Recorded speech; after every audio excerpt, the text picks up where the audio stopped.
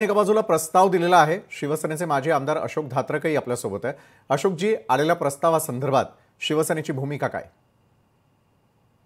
अगदी स्पष्ट आहे। शिवसेना कुठल्याही अटी शर्तीवर कुठलाही प्रस्ताव स्वीकारणार नाही। बर, मराठी हा आमच्या अस्मितेचा प्रश्न आहे आणि या मुद्द्यावर शिवसेना प्रमुख बाळासाहेब ठाकरे व महाराष्ट्र नवनिर्माण सेनेचे अध्यक्ष राजसाहेब ठाकरे हे एकत्र आलेले आहेत। मुळातच शिवसेनेची स्थापना ही मराठी माणसाच्या न्याय हक्कासाठी झालेली आहे, हे विसरून चालणार नाही।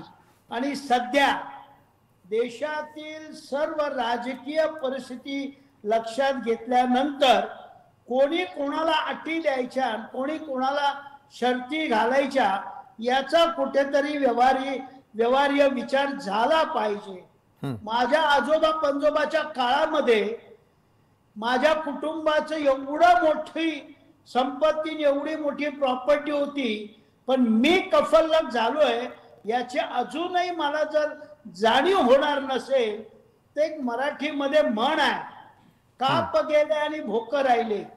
म्हणजे कानातली कर्णफुलं गेली पण कानाची छिद्र राहिली, अशी परिस्थिती जर होणार असेल एखाद्याची तर त्याला आपण काय करू शकतो? भारतीय संविधानाप्रमाणे, लोकशाहीप्रमाणे प्रत्येक पक्षाला प्रत्येकाचा अधिकार आहे, पण एक स्पष्ट आहे, काँग्रेस पक्ष हा शिवसेनेला अटी शर्ती घालू शकत नाही। त्याचबरोबर झालेल्या लोकसभेच्या निवडणुकीमध्ये वर्षाताई गायकवाड या निवडून आल्या आणि तदनंतर झालेल्या विधानसभेमध्ये किती विधानसभेमध्ये लोकसभेच्या मतदारसंघात किती विधानसभेत काँग्रेसचे उमेदवार निवडून आले, याचा कुठेतरी व्यवहार्य विचार काँग्रेसच्या नेतृत्वाने जर केला तर त्याला सुज्ञपणा आपण म्हणू शकतो।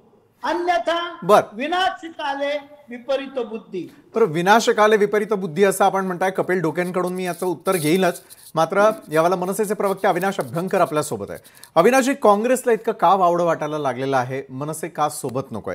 एका बाजूला महायुती विरोधामध्ये महाविकास आघाडी एकवटलेली असताना अनेक मोर्चे असतील, विविध विषयांवरती एकत्र असलेले महाविकास आघाडी प्लस मनसे मुंबई महापालिकेमध्ये कुठला निर्णय घेताना दिसून येईल। काँग्रेस सातत्याने ज्या प्रकारची वक्तव्य करत आहे, प्रदेशाध्यक्ष बोलतात, तिकडे वर्षाताई देखील बोलताना दिसून येतात।